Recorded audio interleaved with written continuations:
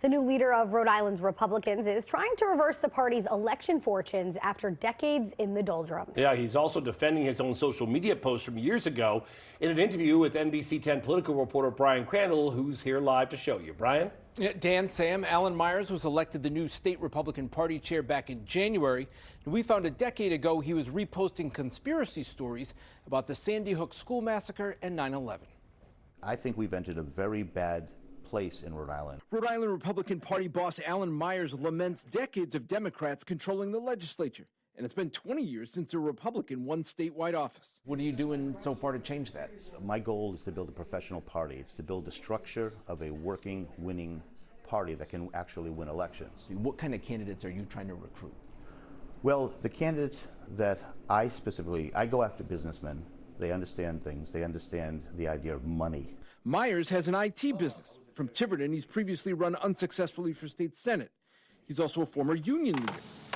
In 2014, on Facebook, Meyers reposted Sandy Hook conspiracy articles that claimed the mass shooting at a Connecticut elementary school in which 20 children and 6 adults were killed was a hoax. Do you believe that Sandy Hook was a conspiracy? Well, reposting things basically just means that you're calling attention to that stuff. Doesn't mean that I believe either way. So, no.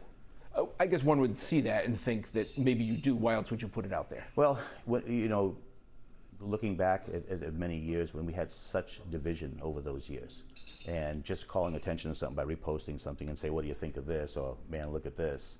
That I don't think that's really showing any kind of position either way. I'm just putting it out there. And it was just a matter of, these are dialogue that people have. That's why they call it social media. People go back and forth. It doesn't mean you support things. Did you think Sandy Hook was a conspiracy? Well, I'm sure people died. Yeah, of course. I mean, people died, and it happened, sure.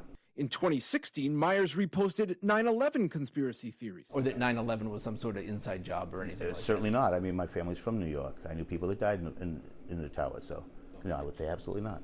Back to his current business at hand, I asked Meyers if he's satisfied with the party's current slate of candidates. We do have a number of candidates who, some are very strong and some maybe not so strong, and we're going to see how that fleshes out. I believe we'll make some gains in the House. I asked about the impact of national events and President Donald Trump on local races. Does he help or hurt you locally, do you think?